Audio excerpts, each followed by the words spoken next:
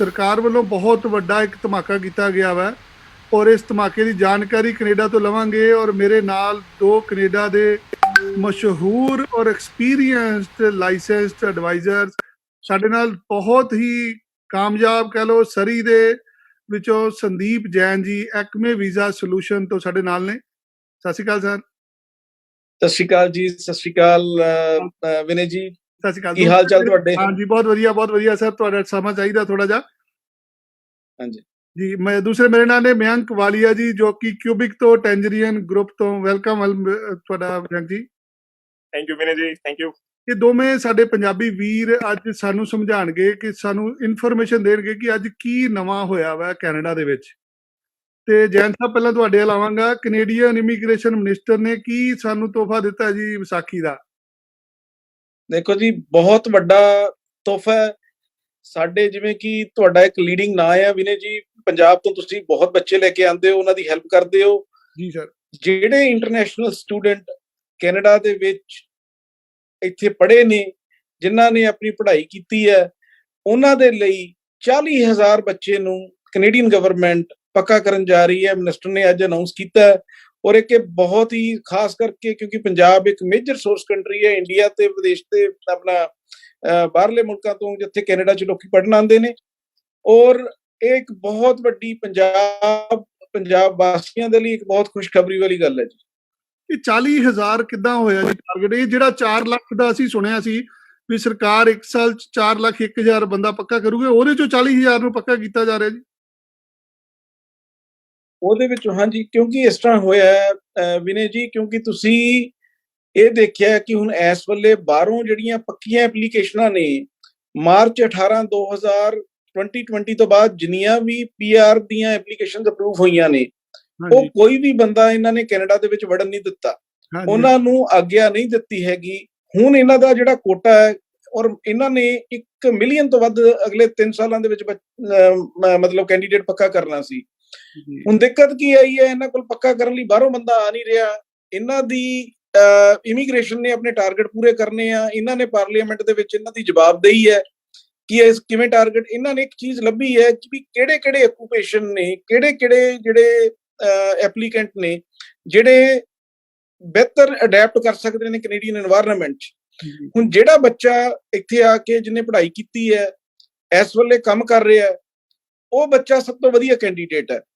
ਪਹਿਲਾਂ ਕੀ ਸੀ ਕਿ ਪੜ੍ਹਾਈ ਕਰਕੇ ਸਾਨੂੰ ਇੱਕ ਕੈਨੇਡੀਅਨ ਐਕਸਪੀਰੀਅੰਸ ਕਲਾਸ ਦੇ ਵਿੱਚ 12 ਮਹੀਨੇ post graduate open work permit ਦੇ ਉੱਪਰ ਕੰਮ ਕਰਨਾ ਪੈਂਦਾ ਸੀ। ਤੇ ਆਪਾਂ ਨੂੰ ਉਹ A and B ਕੈਟਾਗਰੀ ਦੇ ਵਿੱਚ ਆਪਾਂ ਨੂੰ ਕੰਮ ਕਰਦੇ ਹੋਣਾ ਚਾਹੀਦਾ ਸੀ।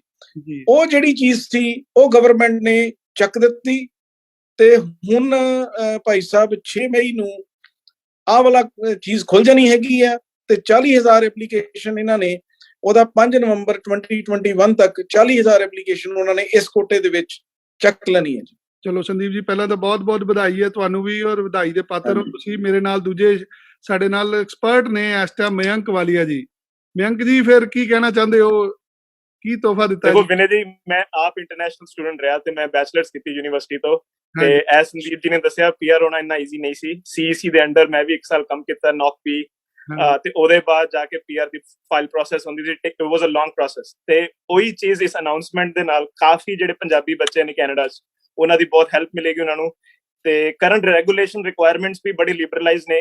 ਬਰੀਫਲੀ ਜੇ ਮੈਂ ਤੁਹਾਨੂੰ ਦੱਸਾਂ ਤੇ ਐਜ਼ ਲੌਂਗ ਬੱਚੇ ਨੇ ਡਿਗਰੀ, ਐਸੋਸੀਏਟ ਡਿਗਰੀ, ਡਿਪਲੋਮਾ ਜਾਂ ਫਿਰ 1800 ਘੰਟੇ ਕਿਊਬਿਕ ਵਿੱਚ ਪੜ੍ਹੇ ਹੋਏ ਆ ਤੇ ਉਹ ਪੋਸਟ ਗ੍ਰੈਜੂਏਟ ਇੰਸਟੀਟਿਊਸ਼ਨ ਦਾ ਉਹ ਮੈਂਬਰ ਆ, ਉਹ ਇੰਸਟੀਟਿਊਸ਼ਨ ਜਿਹਦੇ ਨਾਲ PGWP ਗ੍ਰਾਂਟ ਹੋ ਸਕਦਾ ਹੈ, ਉਹ ਬੱਚੇ ਆਟੋਮੈਟਿਕਲੀ ਕੁਆਲੀਫਾਈ ਕਰ ਜਾਣਗੇ ਇਸ ਪ੍ਰੋਗਰਾਮ ਦੇ ਅੰਡਰ ਐਜ਼ ਲੌਂਗ ਉਹ ਕੰਮ ਕਰ ਰਹੇ ਨੇ। ਤੇ ਜਿੱਦਾਂ ਕਿ ਅੱਗੇ ਵੀ ਆਪਣੀ ਗੱਲ ਹੋਈ ਕਿ ਤੁਹਾਡਾ ਕਿਊਬਿਕ ਦੇ ਵਿੱਚ ਮੌਂਟਰੀਅਲ ਦੇ ਵਿੱਚ ਦਫ਼ਤਰ ਹੈ ਔਰ ਤੁਸੀਂ ਆਲਰੇਡੀ ਬਹੁਤ ਸਾਰੇ ਬੱਚਿਆਂ ਨੂੰ ਮੌਂਟਰੀਅਲ ਦੇ ਵਿੱਚ ਹੈਲਪ ਵੀ ਕਰਦੇ ਹੋ। ਇਹਦੇ ਵਿੱਚ ਕਿੱਦਾਂ ਕਿਹੜੇ ਕੈਟਾਗਰੀ ਦੇ ਬੱਚੇ, ਇਹਦੇ ਚ ਜਿੰਨਾ ਇੰਟਰਨੈਸ਼ਨਲ ਸਟੂਡੈਂਟ ਉੱਥੇ ਪੜ੍ਹ ਰਿਹਾ ਉਹ ਸਾਰੇ ਐਲੀਜੀਬਲ ਨੇ ਜੀ ਇਹਦੇ ਵਿੱਚ? ਇਹ ਬਹੁਤ ਵਧੀਆ ਕੁਐਸਚਨ ਤੁਸੀਂ ਪ੍ਰੈਜ਼ੈਂਟ ਕੀਤਾ ਵਿਨੇ ਜੀ। ਦ ਮੋਸਟ ਇੰਪੋਰਟੈਂਟ ਫੈਕਟਰ ਇਹਦੇ ਅੰਦਰ ਜਿਹੜਾ ਰੱਖਿਆ ਗਿਆ ਉਹ ਇਹ ਰੱਖਿਆ ਗਿਆ ਹੈ, ਉਹ ਜਿਹੜੇ ਇੰਸਟੀਟਿਊਸ਼ਨ ਨੇ ਚਾਹੇ ਉਹ ਪ੍ਰਾਈਵੇਟਾਈਜ਼ ਇੰਸਟੀਟਿਊਸ਼ਨ ਨੇ ਪਰ ਐਜ਼ ਲੌਂਗ ਉਹ ਪੋਸਟ ਗ੍ਰੈਜੂਏਟ ਵਰਕ ਪਰਮਿਟ ਵਿੱਚ ਪਾਰਟਿਸਿਪੇਟ ਕਰਦੇ ਆ, ਜਿੱਦਾਂ ਕਿਊਬਿਕ ਦੇ ਪ੍ਰਾਈਵੇਟ ਕਾਲਜ। ਜੀ ਮਯੰਕ ਜੀ, ਤੁਹਾਨੂੰ ਆਵਾਜ਼ ਆ ਰਹੀ ਹੈ ਤੁਹਾਡੀ? ਹਾਂਜੀ, ਤੁਹਾਡੀ ਆਵਾਜ਼ ਕੱਟ ਰਹੀ ਸੀਗੀ, ਥੋੜੀ ਦੁਬਾਰਾ ਬੋਲੋਗੇ ਪਲੀਜ਼? ਹਾਂਜੀ, ਅਭੀ ਵੀ ਕੱਟ ਰਹੀ ਹੈ। ਆਵਾਜ਼ ਕੱਟ ਰਹੀ ਤੁਹਾਡੀ, ਵਿਨੇ ਜੀ ਮੇਰੀ ਦੁਬਾਰਾ ਆਵਾਜ਼ ਬੋਲੋ। ਕੱਟ ਰਹੀ? ਨਹੀਂ ਪੂਰੀ ਕਲੀਅਰ ਹੈ ਸੰਦੀਪ ਜੀ, ਮੈਨੂੰ ਆ ਰਹੀ ਹੈ। ਆਪਾਂ ਇਹਨਾਂ ਕੋਲ ਜਾਣਨਾ ਚਾਹੁੰਦੇ ਹਾਂ ਵੀ ਇਸ ਟਾਈਮ ਕਿਹੜੇ ਜਿਹੜਾ ਸਟੂਡੈਂਟ ਇੰਡੀਆ ਦੇ ਵਿੱਚ ਆਨਲਾਈਨ ਕਲਾਸਾਂ ਲਾ ਰਿਹਾ ਵਾ, ਜਿਹਦਾ ਕੋਰਸ ਮੁੱਕਣ ਵਾਲਾ ਵਾ, ਉਹ ਵੀ ਬੱਚਾ ਇਹਦੇ ਵਿੱਚ ਐਲੀਜੀਬਲ ਹੋਏਗਾ?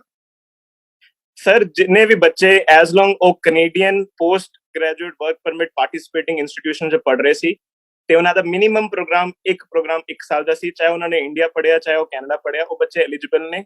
ਸੈਕੰਡ ਰਿਕੁਆਇਰਮੈਂਟ ਇਹ ਹੈਗੀ ਆ ਕਿਊਮੂਲੇਟਿਵਲੀ ਉਹਨਾਂ ਬੱਚਿਆਂ ਕੋਲ 16 ਮਹੀਨੇ ਦਾ ਪ੍ਰੋਗਰਾਮ ਮੀਨਸ ਆਲਮੋਸਟ 2 ਸਾਲ ਇਕੁਇਵਲੈਂਟ ਸਟੱਡੀਜ਼, ਜਿਹਨੂੰ ਆਪਾਂ ਕਹਿੰਦੇ up to 3 years of eligible for post graduate work permit, ਉਹਨਾਂ ਦੇ ਕ੍ਰੈਡੈਂਸ਼ੀਅਲਸ ਹੈਗੇ ਨੇ ਕੈਨੇਡਾ ਤੇ ਉਹ ਕੈਨੇਡਾ ਵਿੱਚ ਕੰਮ ਕਰ ਰਹੇ ਨੇ। ਐਜ਼ ਲੌਂਗ ਉਹਨਾਂ ਦਾ ਇੰਟੈਂਸ਼ਨ ਹੈਗਾ ਕਿ ਉਹ ਕਿਊਬੈਕ ਦੇ ਬਾਹਰ ਰਹਿਣਾ ਚਾਹੁੰਦੇ ਤਾਂ ਉਹ ਸਾਰੇ ਬੱਚੇ ਇਸ ਪ੍ਰੋਗਰਾਮ ਦੇ ਅੰਡਰ ਕੁਆਲੀਫਾਈ ਕਰਨ। ਜੈਨ ਸਾਹਿਬ ਥੋੜਾ ਜਿਹਾ ਡਿਟੇਲ ਚ ਸਮਝਾਓ ਕਿ ਪ੍ਰੋਗਰਾਮ ਦੀ ਰਿਕੁਆਇਰਮੈਂਟ ਕੀ ਹੈ ਜੀ ਇਹਦੀ? ਦੇਖੋ ਜਿਹੜੀ ਪਹਿਲੀ ਰਿਕੁਆਇਰਮੈਂਟ ਹੈ ਉਹ ਮਯੰਕ ਜੀ ਨੇ ਤੁਹਾਨੂੰ ਦੱਸੀ ਹੈ ਹਾਂਜੀ ਕਿ ਕਿਹੜੇ ਬੱਚੇ ਪਹਿਲਾਂ ਐਲੀਜੀਬਲ ਹੋਣੇ ਆ। ਉਹਦੇ ਚ ਸਭ ਤੋਂ ਪਹਿਲਾਂ ਜਿਵੇਂ ਮਯੰਕ ਜੀ ਤੁਹਾਨੂੰ ਅੱਗੇ ਦੱਸਿਆ ਉਹਨਾਂ ਨੇ ਕਿ ਵੀ ਜਿਨ੍ਹਾਂ ਨੇ ਡਿਗਰੀ ਇੰਪਾਰਟਿੰਗ ਇੰਸਟੀਟਿਊਸ਼ਨ ਤੋਂ ਜਿਨ੍ਹਾਂ ਨੇ ਆਪਣਾ ਡਿਪਲੋਮਾ ਜਾਂ ਡਿਗਰੀਆਂ ਕੀਤੀਆਂ ਨੇ, ਉਹਦੀ ਡਿਊਰੇਸ਼ਨ ਜਿਹੜੀ ਹੈਗੀ ਆ 2 ਸਾਲ ਦੀ ਹੋਣੀ ਚਾਹੀਦੀ ਹੈ। ਇੱਕ ਤੁਹਾਡੇ ਕੋਲ ਇਹ ਵੀ ਬੱਚੇ ਆਉਂਦੇ ਨੇ ਬਹੁਤ ਜਿਨ੍ਹਾਂ ਨੇ ਪੋਸਟ ਗ੍ਰੈਜੂਏਟ ਸਰਟੀਫਿਕੇਟ ਪ੍ਰੋਗਰਾਮ ਕੀਤਾ ਸਾਲ ਦਾ, 1 ਸਾਲ ਦਾ ਪ੍ਰੋਗਰਾਮ ਪਲੱਸ 1 ਸਾਲ ਦਾ ਪ੍ਰੋਗਰਾਮ ਹੋਰ ਉਹਨਾਂ ਨੇ ਜਿਹਨਾਂ 2 ਕੀਤੇ, ਉਹ ਸਾਰੇ ਐਲੀਜੀਬਲ ਨੇ। ਸਭ ਤੋਂ ਪਹਿਲਾਂ ਜਿਹੜਾ ਐਪਲੀਕੈਂਟ ਹੈ ਜਿਹਨੇ ਅਪਲਾਈ ਕਰਨਾ ਹੈ ਉਹ ਆਪ ਕੈਨੇਡਾ ਦੇ ਵਿੱਚ ਹੋਣਾ ਚਾਹੀਦਾ ਹੈ। ਉਹਨੂੰ ਉਹਦਾ ਕੈਨੇਡਾ ਦੇ ਵਿੱਚ ਫਿਜ਼ੀਕਲੀ ਪ੍ਰੈਜ਼ੈਂਟ ਹੋਣਾ ਲਾਜ਼ਮੀ ਹੈ, ਨੰਬਰ 1। ਨੰਬਰ 2, ਉਹਦੇ ਕੋਲ ਕੰਮ ਕਰਨ ਦੀ ਲੀਗਲ ਅਥਾਰਟੀ ਹੋਣੀ ਚਾਹੀਦੀ ਹੈ। ਕਹਿਣ ਦਾ ਮਤਲਬ ਕੀ ਹੈ ਕਿ ਉਹਦੇ ਕੋਲ post graduate open work permit ਉਹਦੇ ਕੋਲ ਹੋਣਾ ਚਾਹੀਦਾ ਹੈਗਾ ਜੀ। ਥਰਡ ਜਿਹੜੀ ਰਿਕੁਆਇਰਮੈਂਟ ਹੈ ਜੀ ਇਹਦੀ ਆਪਣਾ ਭਾਈ ਸਾਹਿਬ ਉਹ ਇਹ ਹੈ ਕਿ ਉਹਦਾ ਜਿਹੜਾ 5 CLB ਦੇ ਇਕੁਇਵਲੈਂਟ ਉਹਦੇ ਕੋਲ ਸਕੋਰ ਹੋਣਾ ਚਾਹੀਦਾ ਜੀ। ਜਿਹੜਾ ਆਪਣਾ ਆਇਲਸ ਦਾ ਟੈਸਟ ਹੈ ਉਹ ਕੈਨੇਡੀਅਨ ਲੈਂਗੁਏਜ ਬੈਂਚਮਾਰਕ 5 ਦੇ ਬਰਾਬਰ ਉਹਦੇ ਕੋਲ ਹੋਣਾ ਚਾਹੀਦਾ ਹੈ ਜੀ। ਜਿਹੜੀ ਸਭ ਤੋਂ ਵੱਡੀ ਰਾਹਤ ਮਿਲੀ ਹੈ ਜੀ, ਜਿਹੜੇ ਬੱਚੇ ਉਹਨਾਂ ਨੂੰ ਕੈਟਾਗਰੀ ਦੀ ਇਹ ਹੁੰਦੀ ਸੀ ਕਿ ਉਹ B ਕੈਟਾਗਰੀ 'ਚ ਕੰਮ ਕਰਦੇ ਹੋਣੇ ਚਾਹੀਦੇ ਜੀ, ਉਹ ਸੁਪਰਵਾਈਜ਼ਰ ਹੋਣੇ ਚਾਹੀਦੀ ਹੈ ਜੀ, ਉਹ ਫਲਾਣੇ ਹੋਣੇ ਚਾਹੀਦੇ, ਉਹਦੀ ਕੋਈ ਲੋੜ ਨਹੀਂ ਹੈ। ਹੁਣ ਜੇ ਕੋਈ ਬੰਦਾ ਕਿਸੇ ਨੀਵੀਂ ਕੈਟਾਗਰੀ 'ਚ ਵੀ ਕੰਮ ਕਰ ਰਿਹਾ, ਕੈਟਾਗਰੀ C ਜਾਂ ਕੈਟਾਗਰੀ D ਦੇ ਵਿੱਚ ਵੀ ਕੰਮ ਕਰ ਰਿਹਾ, ਉਹ ਵੀ ਜਿਹੜਾ ਕੈਂਡੀਡੇਟ ਹੈ ਉਹ ਐਲੀਜੀਬਲ ਹੋਏਗਾ ਜੀ ਇਸ ਕੈਟਾਗਰੀ 'ਚ। ਤੇ ਸੰਦੀਪ ਜੀ ਕਿੱਥੇ ਤੁਹਾਨੂੰ ਸਾਡੇ ਸਟੂਡੈਂਟ ਆ ਕੇ ਮਿਲਣ, ਕਿਹੜੀ ਜਗ੍ਹਾ ਤੁਹਾਡਾ ਦਫ਼ਤਰ ਹੈ ਜੀ ਕੈਨੇਡਾ ਦੇ ਵਿੱਚ? ਕੈਨੇਡਾ ਦੇ ਵਿੱਚ ਜੀ ਅਸੀਂ ਸਰੀ ਤੇ ਐਬਟਸਫੋਰਡ ਤੇ ਇੰਟੈਰੀਓ ਜਿਹੜਾ ਕਵਰ ਕਰਦੇ ਨੇ ਜੀ, ਉਹ ਮਯੰਕ ਜੀ ਕਵਰ ਕਰਦੇ ਨੇ। ਮਯੰਕ ਜੀ ਆਪ ਕਿਚਨਰ ਦੇ ਵਿੱਚ ਹੁੰਦੇ ਨੇ ਤੇ ਨਾਲ ਅਸੀਂ ਮੌਂਟਰੀਅਲ ਤੋਂ ਕਵਰ ਕਰਦੇ ਹਾਂ ਜੀ। ਤੇ basically almost coast to coast ਹੀ ਆਪਾਂ ਕਹੀਏ, ਈਸਟ ਸਾਈਡ ਤੇ ਵੀ ਤੇ ਵੈਸਟ ਸਾਈਡ ਦੇ ਉੱਪਰ ਵੀ ਅਸੀਂ ਸਾਨੂੰ ਮਿਲਿਆ ਜਾ ਸਕਦਾ, ਕੰਟੈਕਟ ਕੀਤਾ ਜਾ ਸਕਦਾ ਤੇ ਅਸੀਂ ਹੈਲਪ ਕਰ ਸਕਦੇ ਹਾਂ ਜੀ ਕੈਂਡੀਡੇਟਸ ਦੀ। ਨਾਲ ਜੀ ਸਮੂਹ ਪੰਜਾਬੀ ਵੀਰਾਂ ਨੂੰ, ਜਿਹੜੇ ਦੋਸਤ ਵੀਰ ਭੈਣ ਭਰਾ ਇਹ ਵੀਡੀਓ ਦੇਖਦੇ ਪਏ, ਉਹਨਾਂ ਸਾਰਿਆਂ ਨੂੰ ਬੇਨਤੀ ਹੈ ਕਿ ਇਹ 2 ਸਾਡੇ ਨਾਲ ਇਸ ਟਾਈਮ ਜਿਹੜੇ ਸ਼ਖਸ ਜੁੜੇ ਨੇ, ਦੋਵੇਂ ਪੰਜਾਬੀ ਜ਼ਬਾਨ ਬੋਲ ਲੈਂਦੇ ਨੇ ਔਰ ਸਾਡੇ ਪੰਜਾਬੀ ਸੂਬਿਆਂ ਨੂੰ ਬਿਲੋਂਗ ਕਰਦੇ ਨੇ। ਇਹਨਾਂ ਦੋਵਾਂ ਦੀ ਆਪਾਂ ਮਦਦ ਲੈ ਕੇ, ਜਿੱਦਾਂ ਜੈਨ ਸਾਹਿਬ ਨੇ ਦੱਸਿਆ ਕਿ ਤੁਸੀਂ ਬ੍ਰਿਟਿਸ਼ ਕੋਲੰਬੀਆ ਦੇ ਵਿੱਚ ਸਰਵਿਸ ਹਰ ਤਰ੍ਹਾਂ ਦੀ ਤੁਸੀਂ ਜੈਨ ਸਾਹਿਬ ਕੋਲ ਲੈ ਸਕਦੇ ਜੇ, ਔਰ ਓਨਟਾਰੀਓ ਦੇ ਵਿੱਚ ਕਿਊਬਿਕ ਦੇ ਵਿੱਚ ਤੁਹਾਨੂੰ ਮਯੰਕ ਵਾਲੀਆ ਜੀ ਹਰ ਤਰ੍ਹਾਂ ਦੀ ਸਰਵਿਸ ਦੇ ਸਕਦੇ ਨੇ। ਤੇ ਮਯੰਕ ਜੀ ਤੁਹਾਡੇ ਲਾਉਂਗਾ ਮੈਂ, ਮੈਨੂੰ ਥੋੜਾ ਜਿਹਾ ਸਮਝਾਓ ਕਿ ਫੈਮਿਲੀ ਮੈਂਬਰ ਵੀ ਇਹਦੇ ਵਿੱਚ ਐਲੀਜੀਬਲ ਹੈਗੇ ਆ ਤੇ ਕਿੱਦਾਂ ਹੋ ਸਕਦੇ ਆ ਜੀ ਫੈਮਿਲੀ ਮੈਂਬਰ ਪੱਕੇ? 100% ਸਰ। ਵਿਨੇ ਜੀ ਜਿੱਦਾਂ ਬੇਸਿਕਲੀ ਐਕਸਪ੍ਰੈਸ ਐਂਟਰੀ ਸਕੀਮ ਦੇ ਅੰਡਰ ਵੀ ਜਦੋਂ ਆਪਾਂ ਫਾਈਲਸ ਲਾਉਂਦੇ ਸੀ, ਜਿੰਨੇ ਫੈਮਿਲੀ ਮੈਂਬਰਸ ਤੇ ਡਿਪੈਂਡੈਂਟਸ ਨੇ, ਐਜ਼ ਲੌਂਗ ਜਿਹੜਾ ਡਿਪੈਂਡੈਂਟ ਆ 22 ਸਾਲ ਦੀ ਉਮਰ ਤੋਂ ਛੋਟਾ ਆ, ਉਹ ਕੁਆਲੀਫਾਈ ਹੁੰਦਾ ਸੀ at the same time of application. ਇਸ ਪ੍ਰੋਗਰਾਮ ਦੇ ਅੰਡਰ ਵੀ ਜਿਹੜਾ ਪ੍ਰਿੰਸੀਪਲ ਐਪਲੀਕੈਂਟ ਹੈ ਉਹਦਾ ਕੈਨੇਡਾ 'ਚ ਹੋਣਾ ਬਹੁਤ ਜ਼ਰੂਰੀ ਹੈ। ਤੇ ਜੇ ਉਹ ਇੱਥੇ ਕੈਨੇਡਾ 'ਚ ਅਵੇਲੇਬਲ ਹੈਗਾ ਆ, ਉਹ 2 ਸਾਲ ਦੀ ਪ੍ਰੋਗਰਾਮ ਦੀ ਰਿਕੁਆਇਰਮੈਂਟ ਮੀਟ ਕਰ ਰਿਹਾ, ਉਹ ਪ੍ਰੋਗਰਾਮ PGWP ਅਪਰੂਵਡ ਹੈ ਤੇ ਉਹਦੇ ਕੋਲ ਏਮਪਲੋਇਮੈਂਟ ਹੈਗੀ ਹੈ ਕੈਨੇਡਾ ਦੇ ਅੰਦਰ, ਉਹ ਆਪਣੀ ਸਾਰੀ ਫੈਮਿਲੀ ਦੇ ਨਾਲ ਆਪਣੀ PR ਐਪਲੀਕੇਸ਼ਨ ਇਸ ਸਕੀਮ ਦੇ ਅੰਡਰ ਹੁਣ ਪਾ ਸਕਦਾ। ਮੈਂ ਜੀ ਪੰਜਾਬ ਦੇ ਵਿੱਚ ਹਜ਼ਾਰਾਂ ਹੀ ਐਪਲੀਕੇਸ਼ਨਾਂ ਸਪਾਊਸ ਵੀਜ਼ਿਆਂ ਦੀਆਂ ਪੈਂਡਿੰਗ ਚੱਲਦੀਆਂ ਪਈਆਂ। ਜਿਹੜਾ ਸਪਾਊਸ ਇੰਡੀਆ ਦੇ ਵਿੱਚ ਬੈਠਾ ਵਾ, ਜੇ ਉੱਥੇ ਦਾ ਬੱਚਾ ਬੈਠ ਕੇ ਉੱਥੇ PR ਪਾਉਂਦਾ, ਕਿ ਇੰਡੀਆ ਵਾਲੇ ਸਪਾਊਸ ਨੂੰ ਵੀ PR ਮਿਲ ਜੂਗੀ ਇਹਦੇ? ਹਾਂਜੀ ਸਰ, 100% ਰਾਈਟ। ਐਜ਼ ਲੌਂਗ ਜਿਹੜਾ main principal applicant as I mentioned ਉਹ ਕੈਨੇਡਾ ਦੇ ਵਿੱਚ ਹੈਗਾ ਆ ਤੇ ਉਹ ਰਿਕੁਆਇਰਮੈਂਟਸ ਮੀਟ ਕਰਦਾ ਹੈ, ਉਹ ਆਪਣੇ ਨਾਲ ਐਜ਼ ਅ ਡਿਪੈਂਡੈਂਟ ਆਪਣੇ ਸਪਾਊਸ ਨੂੰ ਲਿੰਕ ਕਰਕੇ ਦੇ can put a file. Yes Jain Sahib ਤੁਹਾਡੇ ਲਾਵਾਂਗਾ, ਇਹਦਾ ਕੋਈ ਕੋਟਾ ਵੀ ਹੈਗਾ ਵਾ ਜੀ? ਕਿੰਨੇ ਬੰਦੇ ਲੈ ਲੈਣਗੇ ਜੀ ਇਹ? ਮੈਂ ਆਪ ਨੂੰ ਦੱਸਿਆ ਸੀਗਾ ਜੀ, ਇਹਦਾ 40,000 ਦਾ ਕੋਟਾ ਹੈ।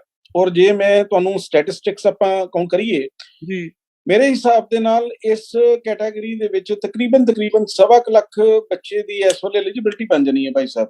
ਠੀਕ ਹੈ ਜੀ। ਸੋ ਐਪਲੀਕੇਸ਼ਨ ਉਹਨਾਂ ਨੇ 4000 ਕੀਤੀ ਹੈ, ਫਸਟ ਕਮ ਫਸਟ ਸਰਵ ਦੇ ਉੱਪਰ ਐਪਲੀਕੇਸ਼ਨ ਜਾਣੀ ਹੈ।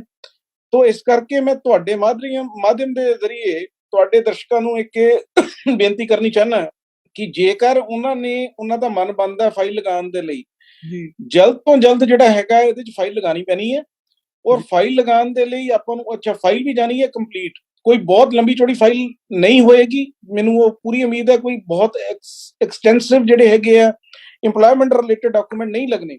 ਸੋ ਇਸ ਕਰਕੇ ਪਰ ਇਹ ਜ਼ਰੂਰ ਹੈ ਕਿ ਫਾਈਲ ਕੰਪਲੀਟ ਹੋਣੀ ਚਾਹੀਦੀ ਹੈ। ਜਿਹੜੀਆਂ ਰੈਗੂਲੇਸ਼ਨ ਐਕਟ ਦੇ ਵਿੱਚ R10 ਹੈਗਾ ਉਹ ਮੀਟ ਹੋਣਾ ਚਾਹੀਦਾ ਹੈ। ਉਸ ਦੇ ਕਰਕੇ ਫਾਈਲ ਇੱਕ ਜਿਹੜੀ ਹੈਗੀ ਹੈ ਪ੍ਰੋਪਰ ਤਰੀਕੇ ਦੇ ਨਾਲ ਪ੍ਰੋਪਰ ਲਾਇਰ ਜਾਂ ਕੰਸਲਟੈਂਟ ਦੇ ਕੋਲੋਂ ਫਾਈਲ ਲੱਗਣੀ ਚਾਹੀਦੀ ਹੈਗੀ ਹੈ। ਔਰ ਫਾਈਲ ਟਾਈਮਲੀ ਲੱਗਣੀ ਚਾਹੀਦੀ ਹੈ, ਕਿਉਂਕਿ ਫਸਟ ਕਮ ਫਸਟ ਬੇਸਿਸ ਦੇ ਉੱਪਰ ਹੈ। ਤੁਸੀਂ ਇਹ ਮੰਨ ਕੇ ਚੱਲੋ ਕਿ ਵੀ ਇਹਦੀ ਐਲੀਜੀਬਿਲਿਟੀ ਜਿਹੜੀ ਹੋਣੀ ਆ 4 ਬੰਦਿਆਂ ਦੇ ਮਗਰ ਐਲੀਜੀਬਿਲਿਟੀ ਤੇ 4 ਬੰਦਿਆਂ ਦੀ ਹੈ, ਇੱਕ ਬੰਦਾ ਪਿਕ ਹੋਣਾ। ਸੋ ਕਹਿਣ ਦਾ ਮਤਲਬ ਕੀ ਹੈ ਕਿ 6 ਤਰੀਕ ਨੂੰ ਨੈਕਸਟ ਮੰਥ ਦੀ 6 ਮਈ ਨੂੰ ਹੜ ਆ ਜਾਣਾ। ਔਰ ਐਕਮੀ ਵੀਜ਼ਾ ਸੋਲੂਸ਼ਨ ਦੇ ਕੋਲ ਜੀ ਇਸ ਵੇਲੇ ਇੱਕ ਬਹੁਤ ਵੱਡਾ ਸਾਡੇ ਕੋਲ ਨੈਟਵਰਕ ਹੈ। ਸਾਡੇ ਕੋਲ ਜਿਹੜਾ ਸਾਡੇ ਇੰਟੈਰੀਓ ਵਾਲੀ ਸਾਈਡ ਤੇ ਜਾਂ ਇੱਧਰ ਤਕਰੀਬਨ ਸਾਡੇ ਕੋਲ ਜਿਹੜੀ ਵਰਕ ਫੋਰਸ ਹੈ ਕੈਨੇਡਾ ਦੇ ਹਿਸਾਬ ਦੇ ਨਾਲ ਤਕਰੀਬਨ 70 ਦੇ ਕਰੀਬ ਬੰਦੇ ਆਫਿਸ ਦੇ ਵਿੱਚ ਕੰਮ ਕਰਦੇ ਨੇ। ਤਾਂ ਸਾਡੇ ਕੋਲ ਇੱਕ ਵੱਡੀ ਮਤਲਬ ਬੈਕਐਂਡ ਗੱਲ ਕੀ ਹੈ ਕਿ ਵੀ ਜਦੋਂ ਅੱਜ ਫਾਈਲ ਸਾਡੇ ਕੋਲ ਆਂਦੀ ਹੈ, ਫਾਈਲ ਟਾਈਮਲੀ ਲੱਗ ਜਾਵੇ। ਅਸੀਂ ਮੇਕ ਸ਼ੋਰ ਇਹ ਕਰਾਂਗੇ ਕਿ ਜਦੋਂ ਕਲਾਇੰਟ ਸਾਨੂੰ ਅਪਰੋਚ ਕਰਦਾ ਹੈ, ਸਾਨੂੰ ਕੰਪਲੀਟ ਡਾਕੂਮੈਂਟੇਸ਼ਨ ਦੇ ਦਿੰਦਾ, ਅਸੀਂ 48 ਆਵਰਸ ਦੇ ਵਿੱਚ ਫਾਈਲ ਲਗਾ ਦੇਣੀ ਹੈ। ਜੀ। ਤੋ ਇੱਕ ਇਹੀ ਇਹਦੇ ਵਿੱਚ ਇੱਕ ਮੇਨ ਪੁਆਇੰਟ ਹੈ ਕਿ ਵੀ ਟਾਈਮਲੀ, ਕਿਉਂਕਿ ਟਾਈਮ ਦਾ ਕੰਸਟ੍ਰੇਨ ਹੈ, ਫਸਟ ਕਮ ਫਸਟ ਬੇਸਿਸ ਦੇ ਉੱਪਰ ਫਾਈਲ ਲੱਗਣੀ ਹੈ। ਤੋ ਇਸ ਕਰਕੇ ਤੁਹਾਡੇ ਜਿਹੜੇ ਵੀ ਮੀਡੀਅਮ ਰਾਹੀਂ ਮੈਂ ਚੀਜ਼ ਉਹਨਾਂ ਨੂੰ ਤੁਹਾਡੇ ਕੈਂਡੀਡੇਟਸ ਨੂੰ ਦੱਸਣਾ ਚਾਹੁੰਦਾ ਕਿ ਉਹ ਫਾਈਲ ਆਪਣੀ ਟਾਈਮ ਸਿਰ ਨਾ ਖੁੱਲ ਜਾਣ।